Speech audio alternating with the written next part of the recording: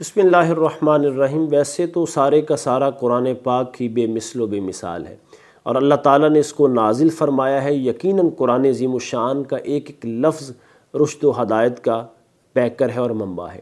سورہ ملک قرآن عظیم الشان کی 29ویں پارے کی وہ پاکیزہ صورت ہے جو مکی صورت ہے، اور اس کی 30 آیات مبارکہ ہیں، اور جو بندہ سورہ ملک کی تلاوت کرنے والا ہو، نبی کریم علیہ السلام نے فرمایا کہ جو بندہ سورہ ملک ہر رات پڑھتا ہے اور اس رات اگر اس کا وصال ہو جاتا ہے، یعنی وہ بندہ فوت ہو جاتا ہے، تو اللہ تعالیٰ اس کو عذاب قبر سے محفوظ رکھتا ہے۔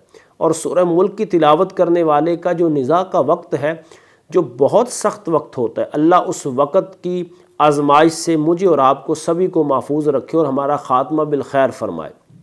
جو سورہ ملک کی تلاوت کرنے والا ہے روٹین کے ساتھ، اللہ تعالیٰ کی ذات اس کیفیت میں جب اس کے جسم سے جاں کنی کا وقت ہے، اللہ تعالیٰ اپنا فضل اور کرم فرماتا ہے اور موت کی سختی سے اسے محفوظ رکھتا ہے۔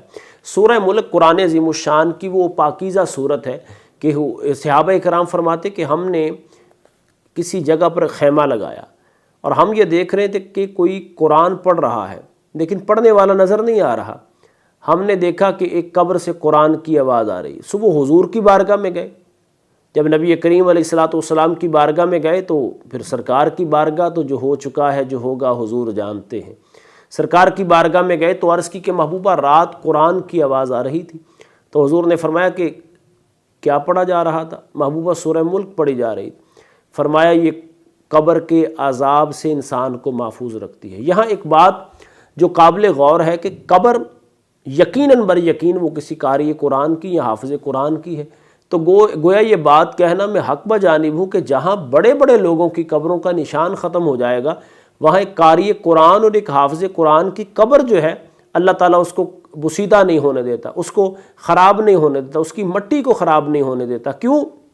اس کے سینے کے اندر رب کا قرآن محفوظ ہوتا ہے، گویا وہ اس کا عمل قبر میں بھی جاری و ساری ہے۔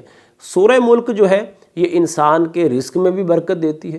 سورہ ملک سے حضور نبی کریم علیہ السلام نے کیا فرمایا؟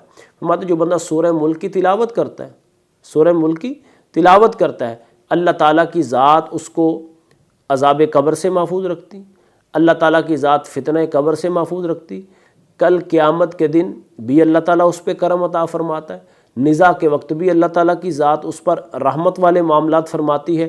اور بزرگ فرماتے ہیں اگر کوئی بندہ سورہ ملک کو ظہر کی نماز کے بعد 11 دن تک مسلسل اپنے فوت شدگان کے لیے پڑھے تو اس کا ثواب کیا ہوگا؟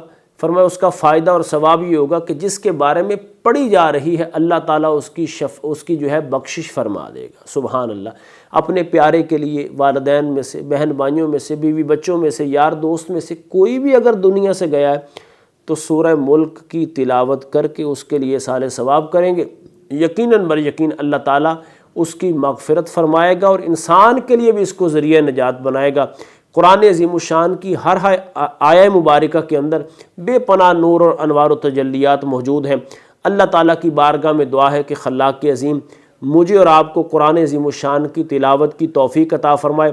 رمضان ہو، نماز ہو، قرآن ہو، یہی ایک مسلمان کی نشانی بھی ہے، علامت بھی ہے اور پہچان بھی ہے۔ اقبال نے بڑی خوبصورت بات کہی۔